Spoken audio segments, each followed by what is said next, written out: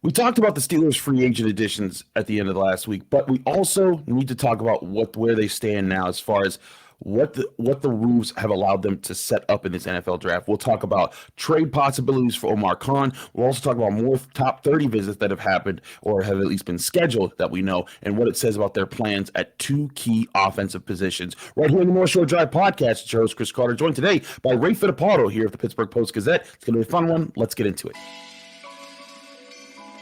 You are now listening to the North Shore Drive podcast, a show on all things Pittsburgh sports from the writers of the Pittsburgh Post-Gazette, hosted by Christopher Carter.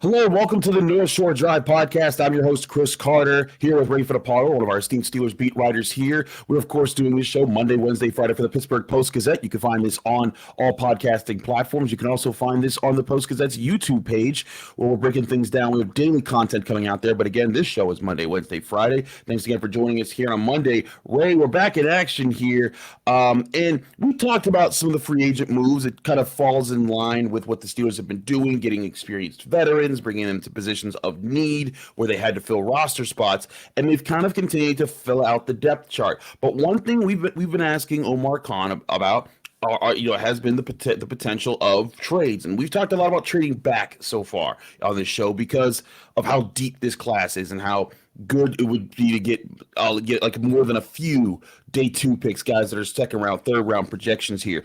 But what about the possibility? Do you think it's a realistic possibility that the Steelers do actually trade up this year with the ammunition that they've put together, because they've gotten a lot of depth pieces in free agency? Would this be the year for them to be aggressive and say, let's go get one of those top 10, top 12 picks in the NFL draft? Yeah, I mean, I think when you look at stuff like that, with Omar Khan being in his first year as GM, Andy Weidel his first year as assistant GM, I think it's worth noting that there's kind of an unknown there, right? I mean, the way Kevin Colbert did things, that he would move up.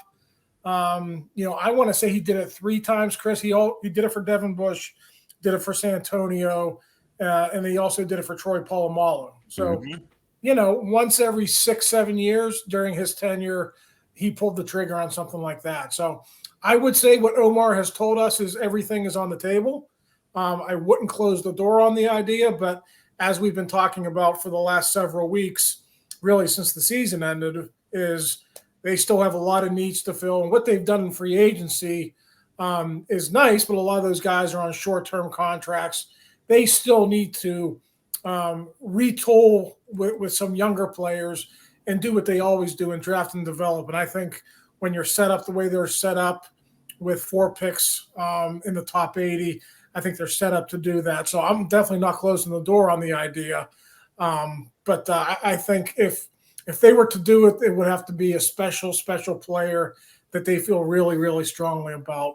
And, this is a good draft, but I don't know if this draft is filled with guys who are like generational types of players, right? I think this class is known more for its depth. So we'll see how it goes. But again, I think it's really, really important to note, with Omar Khan in charge, that we're still trying to figure out exactly the way he's going to do things. And with him only being on the job for 9 months or so, there's still a lot to learn about the way he operates.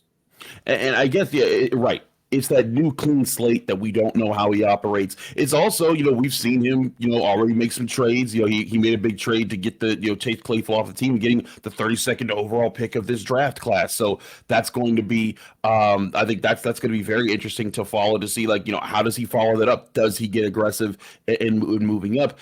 You talked about generational prospects there. Are there any guys that you have your eye that you think are potentially generational guys that would be within reach, or is this there's only 5 of those guys and they're going to be gone far before it's reasonable for the Steelers to trade up? Yeah, I mean, the quarterbacks, of course, you're probably going to have 3 in the top 5. I would say probably 4 in the top 10. I think you take those guys out of the equation, right? So after that, I think that if you look at what all the draft analysts have said, Jalen Carter is the best player in this class. He's got the highest grade, but there's also off-field issues that teams are investigating right now. So, could he drop to, let's say he drops out of the top 10, Chris.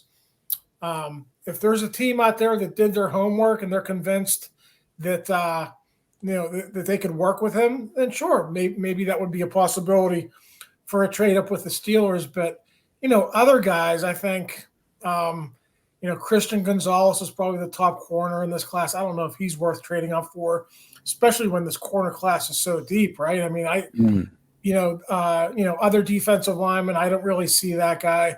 I think Lucas Van Ness would be a great fit for the Steelers, but I don't know that he's a slam dunk future All-Pro, right? I mean, it's so hard to tell. So, I think Jalen Carter is the one guy that, could be a multi-time, All-Pro type of player in this class, but there's a lot of homework teams are doing right now just because of, some of the off-field issues that he's, been dealing with. Yeah, I mean, that's certainly part of it there. He also didn't have a great pro day after he didn't compete at the combine because of, his off the field situations. And it does seem like the legal situations aren't that serious. It's just like, there was some misunderstandings and that's kind of moved past that. But now you have to look at how ready is this guy going to be? Now, Kirby Smart is going to be has been championing him and saying like, hey, he's been going through some things, but this kid is always prepared to play on the field. So, Jalen Carter is one of those guys that you do wonder how far does he fall? If he falls at all, because teams may still be just like looking at, look, that guy's a behemoth. We've seen what he can do. Right. We want him in the top 5 there. But if he does fall, I think it pushes up other guys sooner. Like there's teams like the Cardinals who pick early in this draft in the top 5, and they're not taking a quarterback, not with Kyler Murray there. So then if they don't take a Jalen Carter, maybe they take a Tyree Wilson, maybe they take a Will Anderson, maybe they take a Christian Gonzalez or a Devin Witherspoon. And I think that changes up a little bit of the process as far as who's looking at what different positions. And again, then this is where, it also becomes interesting for the Steelers, because if there's that rush of, say, 4 quarterbacks in the top 10, and then there's Jalen Carter, and there's those couple of edge rushers and maybe a top corner or two, then it becomes the Steelers like, do you have to move up? Because then the guys that you kind of slated for yourself that you think are the guys that are the big puzzle pieces moving forward, what if those guys naturally fall to you and you don't have to be that aggressive? When we talked, like the last time they traded up with Devin Bush, there were 2 off-ball linebackers that everyone knew these are the 2 guys that if you wanted to start it right now, these are your best shots. There was Devin White, Devin Bush. Devin White got picked. They traded up, got Devin Bush at 10th overall. There's not there's not a position that they need right now where I think there's only 2 guys where it's you hit them or you're toast this year. Yeah, I mean, listen, you bring up a great point about Devin Bush. The Steelers obviously thought that he was a special player.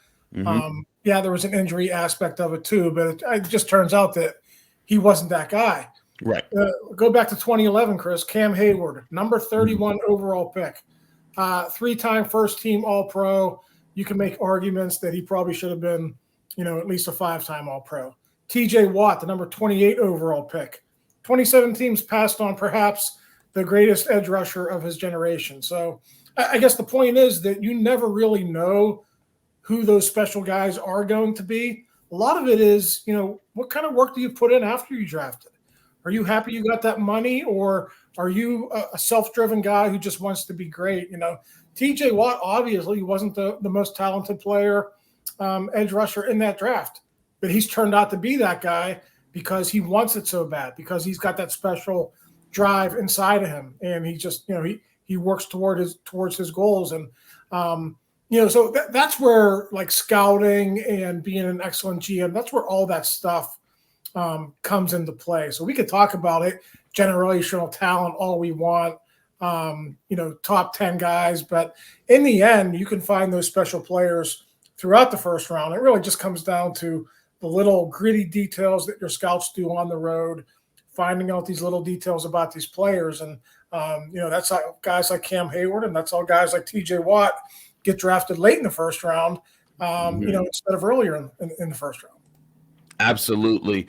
we're going to keep an eye watch, and we're going to keep talking about the different prospects who could fall or who should be the Steelers be jumping up for in a lot of different things here. But I also want to talk about some of these top 30 visits that Ray's been keeping track of here, as he's been going to the Steelers facility every day, checking out who's stopping in, who's stopping in, and we're going to talk about who's been the latest ones added to the Steelers list here. But before we do any of that, we'd love to talk to you guys about GameTime.co. GameTime.co, of course, is the number one way to get tickets right now for any event, not just sports, but also music, comedy, theater, anything that you're looking to a big event. This is your chance to get killer deals on last minute tickets and get their best price guarantee, so that you can stop stressing over the tickets and start getting hyped for the fun that you're about to have. If you download the Game Time app right now, it allows you to book tickets at the last minute if you didn't plan far out in advance. Sometimes that happens to me as a sports writer. Sometimes we get things at the last minute. We're like, man, I didn't think I'd be free at this time, and then there's this event I want to hit up, but these tickets are really expensive. This is where GameTime.co comes in for you, because if you see something at the last minute,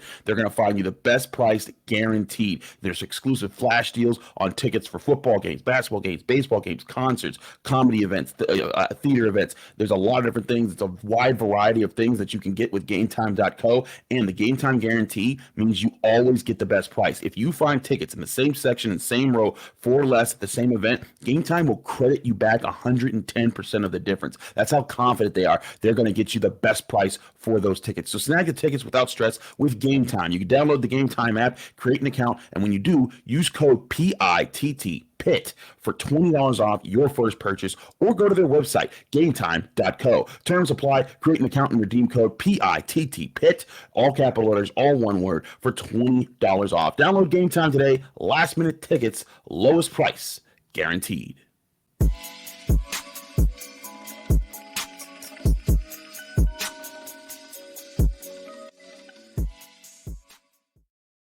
Back here on the North Shore Drive podcast, Chris Carter, Ray Fittipaldo, continuing to talk about the Pittsburgh Steelers here. Now, Ray, we've talked about a few top 30 visits. We talked about Joey Porter and a few other guys, but the Steelers also brought in Cody Mauch, offensive tackle from North Dakota State, who a lot of people really liked this year as far as a prospect. He tested very well when it came to things. People have been, he had a really good Senior Bowl week. A lot of people have talked about, the potential that he has there at the position. But there's also some that feel like maybe he's more of an interior offensive lineman because of his abilities and how he kind of plays and how aggressive he can be there.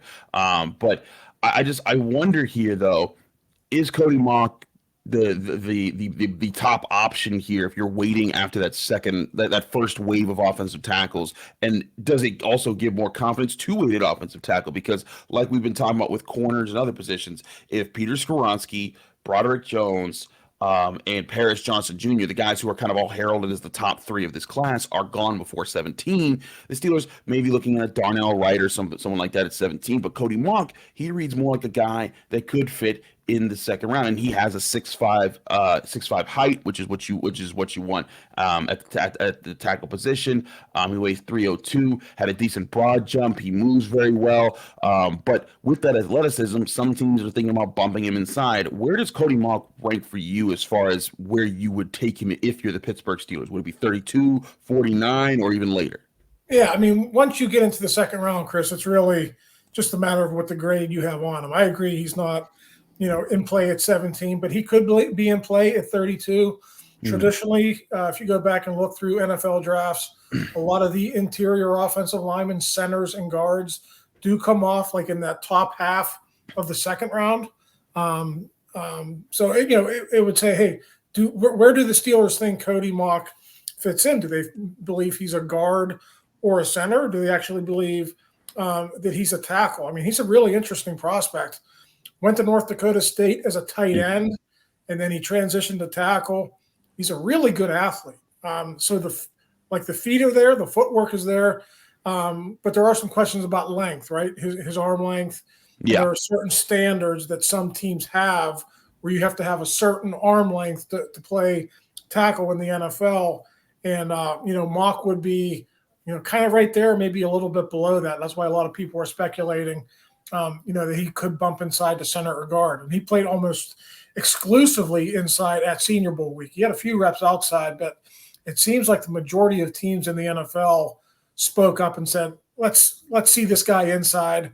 Let's see what he can do. So, we talked about this, I think, last week or 2 weeks ago. Steelers brought in John Michael Schmitz. Osiris Torrance is coming in. Steve Avila is coming in eventually. I'm not sure if it's going to happen this week or 2 weeks from now, but they are still looking at interior offensive linemen. So, like we talked about trading up, don't close the door on a center or guard either, even though they've been, hammering that position during free agency. So I don't know where the Steelers view Mauch. My gut tells me that they probably view him as a guard. But again, I think the Steelers love versatility. Every NFL team loves versatility. And this is probably the most versatile offensive lineman in this draft. That's where it's going to be interesting because, like you said, with the interior offensive lineman, you think they'd be done there. Last year they signed James Daniels, and he really worked out. They also signed Mason Cole. I think he really worked out. They've gotten Isaac Samalo and Nate Herbig. So you got 4 guys that you've signed in free agency, both between this year and last year, on top of Kevin Dotson being in that mix. And you think like, okay, maybe they don't need to necessarily add to that right away. You can still maybe add to it in the later rounds. But if you're talking about Mauch, Osiris Torrance, guys like that, you're talking about in the first 3 picks that you're making this year, probably making a move to go get one of those types of players. And that's intriguing to me because then what do you do with a James Daniels? Do you bump him over to center and bump down Mason Cole? What do you do with, where's Isaac Samala fitting in? Where's Herbig fit in this? Where's Dotson fit into this? And I think we've all kind of collectively assumed Dotson's probably out of the picture as far as a starter with the signings that they have. But now it's like, man, if they drafted another interior offensive lineman, I mean, at this point, you're thinking Dotson's going to be maybe 3rd or 4th, 5th on the list of those guys, and so now you're going to be challenging that. And again, you're also, when you're drafting that player, you're not drafting an offensive tackle unless they do double down. Like say they go get a Darnell Wright in the first round, and then they get one of these interior guys we're talking about in the second round, and then this is a complete overhaul of the offensive line. Is that in the cards here for the Steelers, or do you see them more so getting one maybe top lineman with all the other additions that they've made in free agency so far? Yeah, I mean, I could see them just taking one offensive lineman. And you have to remember, sometimes, with these top 30 visits, it's just about doing your due diligence. And, if any of these guys coming through, you don't draft them, maybe, 4 years from now in free agency, small little details that, whether you want to work with them in the future or not. So, that's part of it too. I think, with these top 30 visits, Chris, there are some years where the Steelers will draft 4 guys who came in for visits, right? You can go back and look. People on the web keep track of, who they draft and who was in those years. And there are other years where there's just nobody gets picked who was in here for a visit. Maybe one guy gets picked, so it's different every year, but it's just interesting to me that they are bringing in so many interior offensive linemen. What it tells me is I don't want to say they're happy with the progress that was made the second half of the year. I'm sure that is comforting in some ways, but I think their view of long-term with this offensive line is going to look like, I think those guys aren't even in Steelers uniforms yet, right? I think Andy Weidel loves big guys, and I think if he's got a chance to upgrade, he will. I don't think he'll think twice about it. And hey, maybe you could flip one of those free agents you signed last year, right? That's always in the cards. None of those guys are on crazy deals, right? I think Mason Cole is making $5 million a year. James Daniels, $8 million a year. If that's in the cards, if you can upgrade, if you think you're upgrading and somebody needs a veteran, maybe you flip one of those guys and then you continue to rebuild your offensive line. So, take the top 30 visits with a grain of salt. I'm just really paying attention to the number of interior guys who are coming in. And to me, it's just something to keep note of and, kind of see where it goes. I think that is very interesting. I hadn't even pondered on the idea that one of those guys from last year could be traded away and bring in more draft capital there. That would be very intriguing. The idea of that. Look at Ray Fittipaldo, like bringing in the outside thoughts that we are thinking out the box here. But I guess that's what we have to do with Omar Khan. We don't know how they're going to approach this. And sure, like this guy worked with Kevin Colbert for 20 years. He's been part of the Steelers organization. But him and Andy Weidl, this is their show now, and they want to set the tone. I'd be very intrigued to see if that's one of their moves, is maybe moving on from one of their interior guys and trying to get more draft capital to spend in this year's draft class or in future draft classes to try to, continue to get younger, build through the draft, which we know that has always been the Steelers' philosophy, and I think that will continue. That part won't change. I want to talk about another position that they've been bringing in here on the offensive side of the ball for top 30 visits. We'll do that in a minute here on the North Shore Drive podcast. Chris Carter, Ray Fittipaldo. We'll be right back.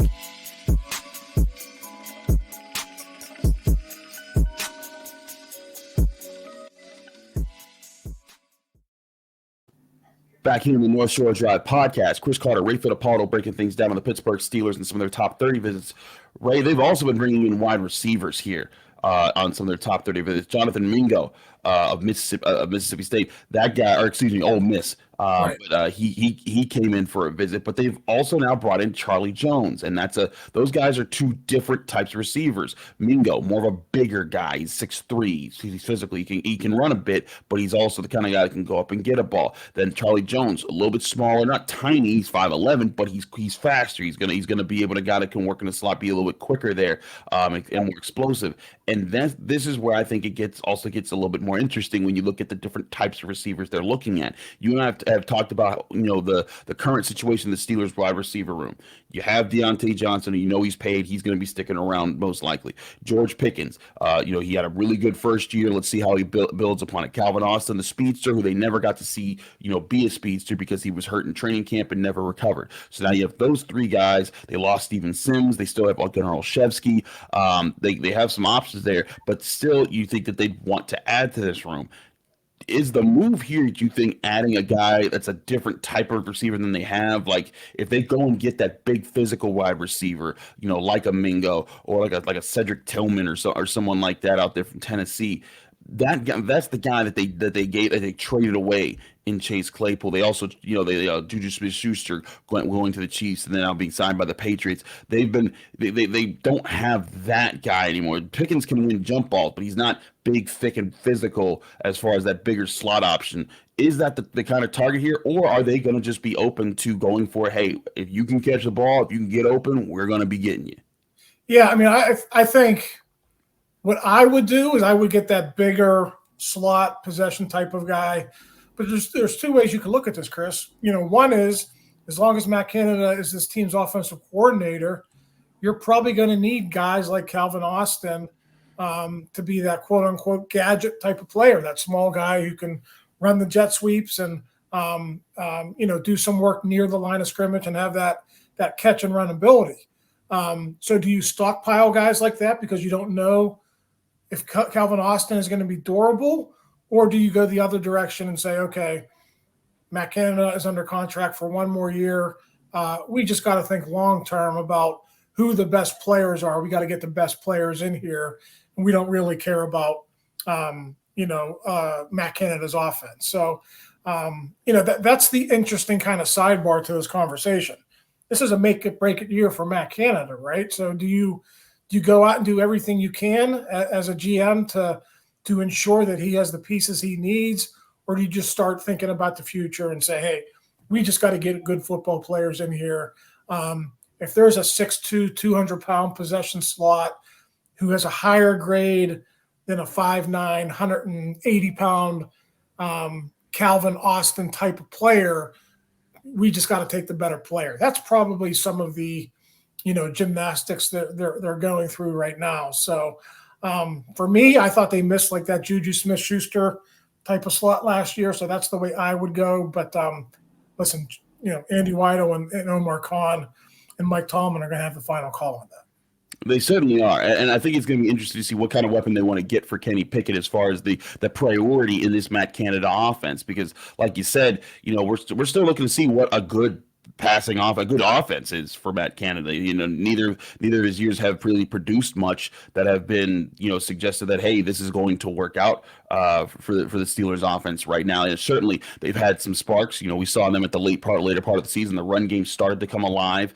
They made some really good late pushes in games to win in big in clutch moments. But you haven't seen the complete offensive game, and especially the offensive passing game with the opportunities that have been there. And if you're the Steelers, yeah, sure, you have Najee Harris, you have Pat Freiermuth, Deontay Johnson, George Pickens. You're hoping for Calvin Austin, and you got the pieces there, but that's where I do think it is definitely going to be in play to get another offensive playmaker, and early. I wouldn't rule him out in the top 3 picks either. I also think they can wait on that position for, on that type of player, since they need offensive line and they're trying to revamp the defense. But if you get another playmaker, it puts you in a position where, say they draft a really good receiver this year and they hit on that and George Pickens continues to grow, then they're in a position where, in a couple of years when Deontay Johnson's contract is out, then they don't necessarily have to pay him again big money. And if they have 2 guys that they're really confident about who are on their rookie deals, and they can still draft another young wide receiver. And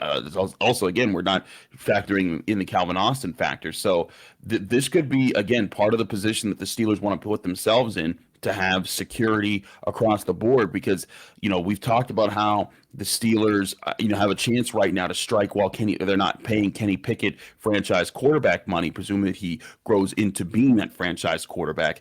They could also be the play to make sure that, hey, let's find guys that are going to put us in positions where we don't have to pay that position as much in the next 2-3 years, as we're starting to have to pay other guys like Najee Harris, like Pat Freiermuth, and eventually Kenny Pickett. Yeah, Chris, they love to get receivers in the 2nd or 3rd rounds. That was a Kevin Colbert go-to. Mm-hmm. We'll see if Omar Khan and Andy Weidel feel the same way. You're always going to want to surround your franchise quarterback with as many weapons as possible. To me, the interesting thing about this way the Steelers offense is built is you're building a running game, right? We've seen that with the drafting of Najee Harris. We've seen it with the moves in free agency, bringing in those interior offensive linemen. So you're set with Deontay Johnson and George Pickens. Pat Freiermuth is really your number 3 receiver, right? When you break it down in terms of targets, he was your number 3 guy last year. So do you think Calvin Austin is going to be that solid number 4 guy that you need, or is he more of a gadget type of guy that you're really not going to count on for a lot of downfield stuff? So I agree with you. They did not address it in free agency, so they're probably going to address it in the top 4 rounds of the draft. So now, is it 32? Is it 49? Is it 80 or is it 120? I tend to think it's going to be 80 or 120. I think they'll probably wait because, you don't need like a number 1 or a number 2, right? So I think you could probably wait till the 3rd round or 4th round. But given the Steelers' history and the way the NFL is today with the passing game, don't be surprised if they take a receiver in the 2nd round either. You got 2 picks in the 2nd round, 1 to sort of play with because of that trade. So I wouldn't rule that out either. Lots of options here. But again, I think the bottom line here, Ray, is the Steelers have so much on the table that we are not able to lock in on any one position right now. I'm going to keep saying that until the draft happens. We're all making predictions. There's a million mock drafts every week that everyone's going to pick. So someone's going to say, "Oh, I was right." But I don't think you can sit here right now and say that Steelers are definitely picking X player with and put all your chips onto that and say this is definitely the one thing that is happening this year, because again, the way they've approached free agency, they've solidified a lot of the depth on the roster, at least temporarily, with some of these contracts that they've offered, and they put themselves in a position where they could go get an offensive tackle or a cornerback or a defensive lineman or a linebacker or a tight end or a wide receiver or any position they deem important right now. Again, I think that is a position of strength that the Steelers have put themselves in. Absolutely. What they've done in free agency puts them in a position where they don't have to reach for any specific player or really, Chris, any specific position in this draft. And I think that's a very good position to be in as we're 20-some days here for the 2023 NFL draft. So Omar Khan has done a good job to this point in the first part of the offseason. Obviously, the draft is the biggest part of the offseason, and that's eventually how his first season is going to be remembered. And I know he's doing everything he can right now, to put the homework in, to make this draft a memorable one, because This is the way his team's going to be built. His first draft is going to be very important, and I think that's what you're going to see here in a few weeks. Absolutely, Ray. We'll talk more with you very soon here on the North Shore Drive podcast. I'm your host, Chris Carter. Thanks, Ray, again for joining us. Keep tuning with us. We'll be back Wednesday talking more Pittsburgh sports right here on the North Shore Drive podcast. Again, I'm your host, Chris Carter. You can find the show Monday, Wednesday, Friday on all things, and you can find us every day covering here things on different. Sorry, my AirPods just fell out. There we go. But you can find us again this YouTube channel, this podcasting app, all these different things you can available every day is content coming off from the Pittsburgh Post-Gazette. This show, Monday, Wednesday, Friday. We'll be back Wednesday with more right here on Pittsburgh Sports, right here on the North Shore Drive podcast. We'll see you then. Thanks for tuning in to another episode of the North Shore Drive podcast of the Pittsburgh Post-Gazette. If you're watching this video on YouTube, please like the video and subscribe to our YouTube channel. For 6 months of digital access to post-gazette.com for just $6, click the link down below in the description.